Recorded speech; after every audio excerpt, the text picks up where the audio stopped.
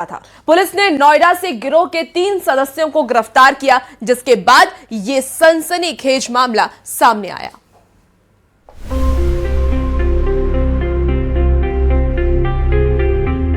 नोएडा में पुलिस ने ऐसे 3 शातिर बदमाशों को गिरफ्तार किया है जो पार्कों में घूम रहे कपल्स का फोटो खींचकर उन्हें ब्लैकमेल कर लूटते थे।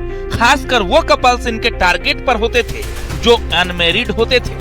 पुलिस ने इस गैंग के 3 शातिर बदमाशों को गिरफ्तार किया है। थाना सेक्टर 58 गौतम बुद्ध नगर पुलिस द्वारा 3 अभियुक्तों को गिरफ्तार किया गया है जो पार्क्स में बैठे नए कपल्स की फोटो खींचकर उन्हें डरा धमकाकर उनसे मोबाइल व पैसे ले लिया करते थे। पुलिस के मुताबिक तीनों एक साथ मिलकर कार से गाजियाबाद, गौतम बुद्ध नगर और अन्य जिलों में घूम कर पार्कों में बैठे कपल्स को निशाना बनाते थे। उनकी चुपके से आपत्तिजनक या सामान्य फोटो मोबाइल में खींचकर बाद में उन्हें ब्लैकमेल करते थे। समझौता करने के लिए शातिर कपल्स से महंगे मोबाइल फोन या रुपए ऐंठते थे। रात के समय रास्ते में अकेले आने जाने वाले व्यक्तियों से उनका मोबाइल, पैसे छीन लेते थे। ये लोग छीने हुए मोबाइल को दिल्ली में जाकर बेच देते थे और पैसों को आपस में बांट लेते थे। ये आर्टिका गाड़ी से मूवमेंट करते वक्त सुनसान एरिया में जा रहे लोगों से डरा धमकाकर मोबाइल फोन छीन लेते थे। उक्त संबंध में पूर्व में एक अभियोग थाना सेक्टर 58 में पंजीकृत कराया गया था, जिसके अनावरण हेतु इन 3 अभियुक्तों को गिरफ्तार किया गया है और इनके पास से 12 मोबाइल फोन, 1 आर्टिका गाड़ी, 1 तमंचा और 2 चाकू बरामद किए गए हैं। तीनों को माननीय न्यायालय के समक्ष पेश किया जा रहा है। शाहजहांपुर का रितेश, कासगंज का गजेंद्र सोलंकी और बरेली का पवन उर्फ गुंडी गाजियाबाद के खोड़ा इलाके में रहते हैं। तीनों ने कुछ महीने पहले ही महंगे शौक पूरे करने के लिए जराइम की दुनिया में पैर जमाना शुरू किया था। ये पुलिस को फिर चकमा दे जाते, लेकिन सेक्टर 62 में फूड डिलीवरी बॉय के साथ लूट की वारदात की जांच के लिए जब पुलिस ने सीसीटीवी फुटेज खंगाली तो ये पुलिस की रडार पर आ गए। पुलिस ने आरोपियों के पास से 12 मोबाइल, अर्टिका गाड़ी, 1 तमंचा, 2 चाकू बरामद किया है। एमपी स्टेट साइबर पुलिस ने एक एडवाइजरी जारी की जो आपके होश उड़ाने वाले हैं। 68 करोड़ ईमेल आईडी के पासवर्ड लीक हो गए। इनमें कहीं आपका पासवर्ड तो नहीं है। एडवाइजरी में यह भी कहा गया है कि ईमेल अकाउंट हैक हो जाए तो अपराधी इससे social media accounts, internet banking, digital wallet और अन्य ऐप्स तक पहुंच सकते हैं।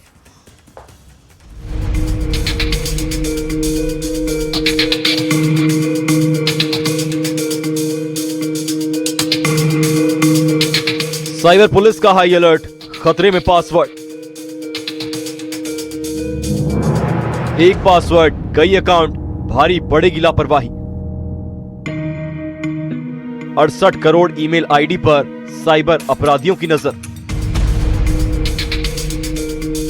अगर आपके पास भी ईमेल आईडी है तो सावधान हो जाइए, क्योंकि साइबर अपराधियों की नजर आपके अकाउंट पर है, आपके अकाउंट में सेव डाटा पर है। एमपी स्टेट साइबर पुलिस ने एक अहम एडवाइजरी जारी की है, जिसमें बताया गया है कि हाल ही में करीब 68 करोड़ इंटरनेट यूजर्स की ईमेल आईडी और पासवर्ड साइबर अपराधियों के हाथ लगने की जानकारी है। पुलिस के मुताबिक एमपी साइबर पुलिस ने जारी की एडवाइजरी। 68 करोड़ यूजर्स के ईमेल और पासवर्ड लीक हो गए हैं। यूजर्स से तुरंत पासवर्ड रीसेट करने की अपील की है। अलग अलग अकाउंट के लिए अलग पासवर्ड रखने की बात कही। संदिग्ध ईमेल, एसएमएस लिंक पर क्लिक न करने को कहा है। साथ ही अनजान ऐप या वेबसाइट पर लॉगिन न करें। अब इस जानकारी के सामने आने के बाद राज्य साइबर सेल और कई जांच एजेंसियां भी सतर्क हो गई हैं। मध्य प्रदेश साइबर पुलिस के एक डाटा से हड़कंप मच गया है। दरअसल मध्य प्रदेश पुलिस ने एक एडवाइजरी जारी की है, जिसमें कहा गया है कि 68 करोड़ के लगभग यूजर्स का जो ईमेल का आईडी, पासवर्ड होता है, डाटा होता है, वो लीक हो गया है और इसका जालसाज जो है वो दुरुपयोग कर सकते हैं। इसलिए अब बेहद सतर्क और जागरूक रहने की जरूरत है। 68 करोड़ ईमेल्स आप सबको पता है कंपलसरी होते हैं अगर आपको कोई सोशल मीडिया अकाउंट बनाना है, और अगर इतने बड़े पैमाने पर ईमेल्स का डाटा लीक हो गया है तो इससे कई सोशल मीडिया अकाउंट्स बनाए जा सकते हैं और इनके जरिए बैंकिंग फ्रॉड्स, फाइनेंशियल फ्रॉड से लेकर सोशल फ्रॉड्स तक को अंजाम दिया जा सकता है। इसलिए अपील की गई है लोगों से कि 2 फैक्टर ऑथेंटिकेशन जरूर अपने अकाउंट्स में आप लगाएं और किसी से भी अपनी निजी जानकारी, अपने सोशल मीडिया अकाउंट्स की जानकारी शेयर ना करें। वहीं पुलिस भी इस पूरे फ्रॉड के नेटवर्क को, इन जालसाज के नेटवर्क्स को रोकने के लिए काम कर रही है और लोगों को जागरूक करने के लिए बड़े पैमाने पर अभियान चलाने की भी बात की जा रही है। एमपी स्टेट साइबर सेल ने एक गाइडलाइन जारी कर कहा है कि ईमेल के उपभोक्ता अपने पासवर्ड को रीसेट कर ले। यह एडवाइजरी इसलिए भी अहम मानी जा रही है क्योंकि जिन 68 करोड़ ईमेल के पासवर्ड लीक होने की बात देश भर में कही जा रही है, उसमें कई करोड़ ईमेल मध्य प्रदेश के लोगों के भी हो सकते हैं। देखिए, बहुत सारी जगहों पर डार्क नेट पे या डीप वेब पे बहुत सारा डेटा लीक होता रहता है, जिसमें कि बहुत से लोगों के ईमेल आईडी और पासवर्ड भी होते हैं। हमारी मेन कोशिश है कि हम लोगों तक जागरूकता फैलाएं कि अपनी किसी भी तरीके के social media account, email IDs, इनके जो भी आपने पासवर्ड बना रखे हैं उसको समय रहते चेंज करते रहें। हमारी कोशिश है सबको सजग रखना कि लोग अपने पासवर्ड बनाने में अल्फा न्यूमेरिक चीज़ों का इस्तेमाल करें। इसके अलावा चाहें क्या उन्हें करना ही चाहिए हर किसी को कि वो कम से कम 2 फैक्टर ऑथेंटिकेशन रखें। ये वो चीज़ें जिससे कि हम अपना किसी भी तरीके के सोशल मीडिया अकाउंट या ईमेल आईडी इसको सिक्योर कर सकते हैं। और आज की दुनिया में हमारा बहुत बड़ा हिस्सा डिजिटल दुनिया है और उसको सिक्योर, उसको सेफ रखने के लिए बहुत ज़रूरी है कि हम खुद सजग रहें और सावधान रहें। एडवाइजरी में कहा गया है कि ईमेल अकाउंट हैक हो जाए तो अपराधी इससे social media accounts, internet banking, digital wallet और अन्य ऐप्स तक भी पहुंच बना सकते हैं। इससे बचने के लिए आप पासवर्ड को तुरंत रीसेट करें। स्टेट साइबर पुलिस के मुताबिक चेतावनी, डेटा लीक और साइबर ठगी खतरे को देखते हुए पहले से सतर्क करने की पहल है। समय रहते पासवर्ड बदलना, 2 फैक्टर ऑथेंटिकेशन चालू करना और अलग अलग सेवाओं के लिए अलग पासवर्ड रखना सबसे प्रभावी बचाव है। Bureau report, news 18। Madhya Pradesh state cyber police ने एक अहम एडवाइजरी जारी की है, जिसमें यह बताया गया है कि हाल ही में करीब 68 करोड़ इंटरनेट यूजर्स की ईमेल आईडी और पासवर्ड अपराधियों के हाथ लगने का मामला सामने आया है और इससे बचने के लिए आप पासवर्ड को तुरंत रीसेट करें। साथ ही अनजान कॉल और लिंक से सावधान रहें, नहीं तो साइबर ठग आपको निशाना बना सकते हैं।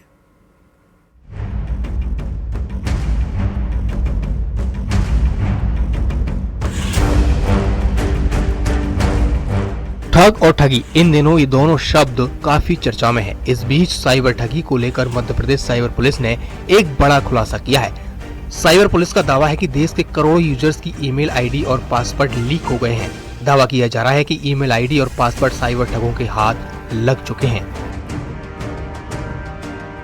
मध्य प्रदेश साइबर पुलिस के एक डाटा से हड़कंप मच गया है। दरअसल मध्य प्रदेश पुलिस ने एक एडवाइजरी जारी की है, जिसमें कहा गया है कि 68 करोड़ के लगभग यूजर्स का जो ईमेल का आईडी, पासवर्ड होता है, डाटा होता है, वो लीक हो गया है और इसका जालसाज जो है वो दुरुपयोग कर सकते हैं। इसलिए अब बेहद सतर्क और जागरूक रहने की जरूरत है। 68 करोड़ ईमेल्स आप सबको पता है कंपलसरी होते हैं अगर आपको कोई सोशल मीडिया अकाउंट बनाना है। और अगर इतने बड़े पैमाने पर ईमेल्स का डाटा लीक हो गया है तो इससे कई सोशल मीडिया अकाउंट्स बनाए जा सकते हैं और इनके जरिए बैंकिंग फ्रॉड्स, फाइनेंशियल फ्रॉड से लेकर सोशल फ्रॉड्स तक को अंजाम दिया जा सकता है।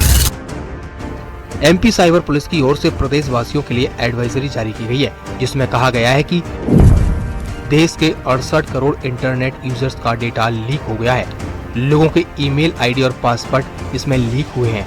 लोगों का डेटा साइबर अपराधियों के हाथ लग गया है।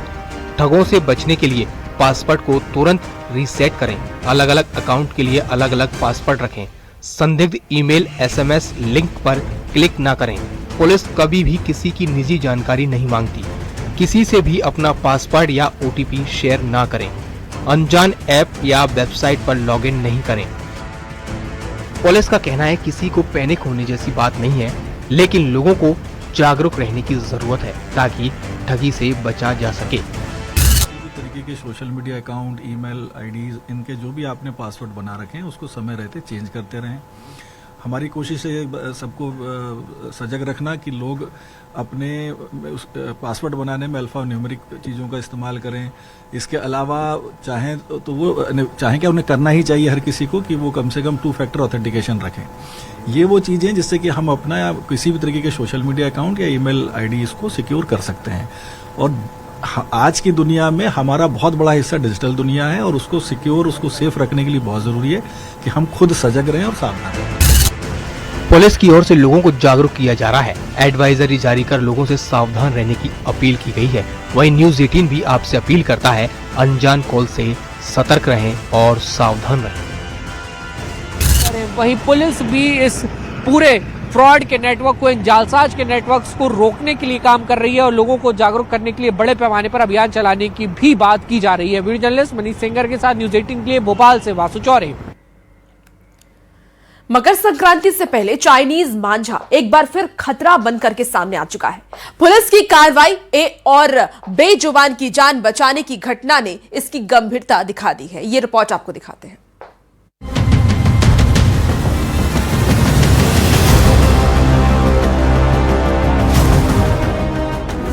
मौत का चाइनीज मांझा, पुलिस का एक्शन, बचा हड़कंप।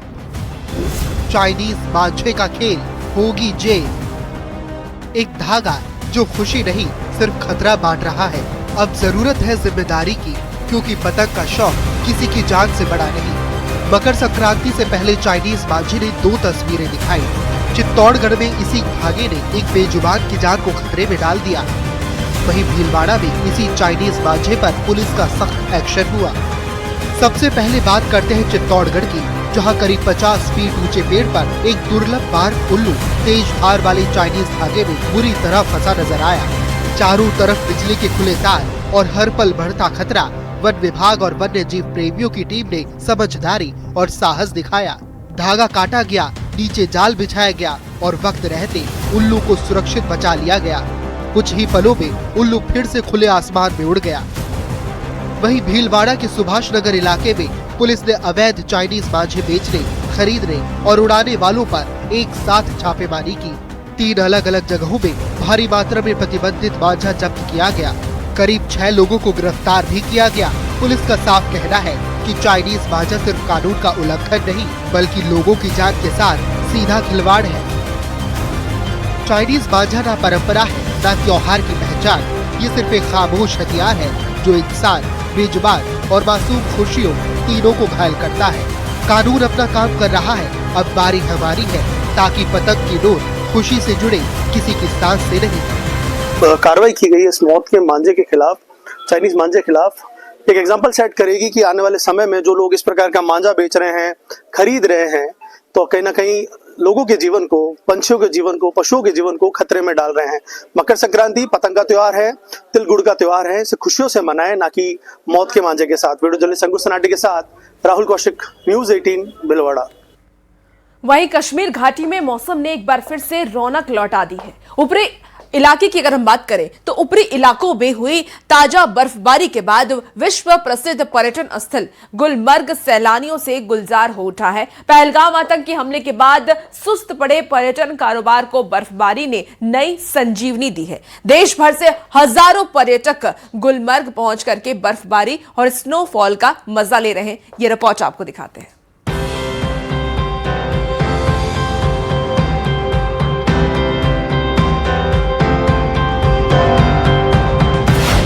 बर्फबारी के बाद गुलमर्ग में उमड़ा सैलानियों का सैलाब।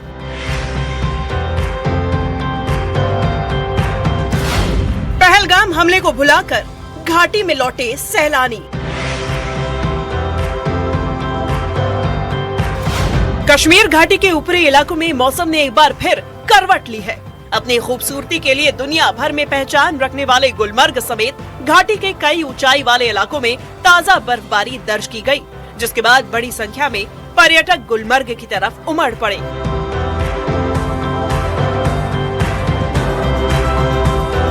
देश के अलग अलग हिस्सों से आए सैलानी बर्फ से ढकी वादियों में स्नोफॉल का मजा लेते और यादगार तस्वीरें खींचते नजर आ रहे हैं।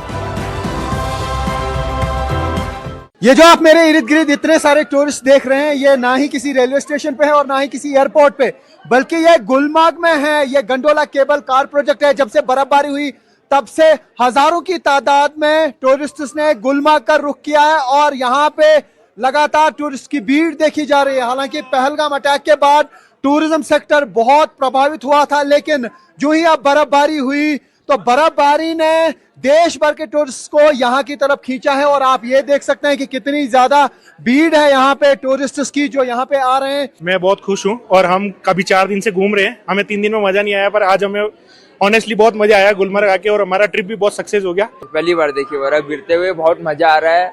अल्लाह का शुक्र है, बढ़िया घूम रहे हैं। कहाँ से आए हैं? हम छत्तीसगढ़ से आए हैं। छत्तीसगढ़ से आए हैं, देश के अलग अलग इलाकों से लोग आए हैं। आप बड़े खुश हैं, कैसा लगा बर्फबारी? बहुत अच्छा लग रहा है, हम एंजॉय कर रहे हैं सब लोग। पहलगाम हमले से हिल गई थी कश्मीर की टूरिज्म इंडस्ट्री। पर्यटकों के हौसले से लौटी कश्मीर घाटी में बहार। बर्फबारी के चलते गुलमर्ग पूरी तरह से सफेद चादर में लिपटा दिखाई दिया, जिससे यहाँ का नजारा किसी विंटर वंडरलैंड से कम नहीं है। पर्यटकों की बढ़ती आवाजाही से स्थानीय होटल व्यवसाय, टूर ऑपरेटर्स, घोड़े वालों और टैक्सी चालकों को भी बड़ी राहत मिली है। कश्मीर में टूरिज्म इंडस्ट्री पर पहलगाम आतंकी हमले का बेहद बुरा असर पड़ा था। इस घटना के बाद बड़ी संख्या में पर्यटकों ने अपनी यात्राएं रद्द कर दी थी, जिससे पूरी टूरिज्म इंडस्ट्री को भारी नुकसान झेलना पड़ा। हालांकि ताजा बर्फबारी ने एक बार फिर सैलानियों का भरोसा लौटाने का काम किया है।